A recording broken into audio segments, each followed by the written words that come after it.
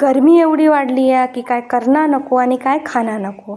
आणि त्याच्यामध्ये ना कधी एकदा जेवण बनवतं आहे आणि कधी एकदा बाहेर जाऊन बसतं आहे असा होता. तर आज मी बनवतं आहे एकदम झटपट होणारं ह्यो मटार पुलाव.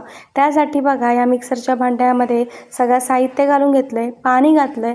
आता ह्यांना मी बारीक वाटून घेतो आहे. पुलावासाठी लागणारा हे हिरवा वाटण तर तयार झाला. आता कांदे पण कसे 3 कांदे घेतले. आता हे उभे उभे असे ना कापून घेते पटापट.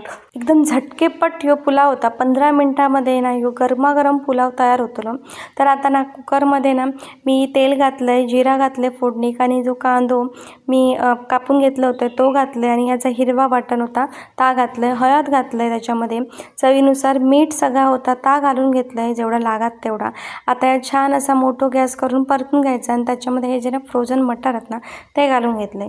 वर्षभर लागणारे मटार असे साठवून ठेवले ना काय टेन्शन नसता. कधीही मटर पुलाव म्हणा, मटर पनीर म्हणा आपण बनवू शकतो. तर याच्यामध्ये ना मी घरचेच तांदूळ घातले, थोडंसं गरम मसाला घातला आहे. आता याच्यामध्ये जेवढा पाणी लागत तेवढा घातलं आहे. आता हे का ना मी 3 शिट्टे करून घेतले आणि 3 शिट्टीमध्ये मस्त असतो आपलं फळफळीत असं पुलाव तयार होतो. आणि मेन म्हणजे ना पोरगी ना आवडीने हो पुलाव खातात, त्यामुळे टेन्शन नसता की अजून काय दुसरा करूचा.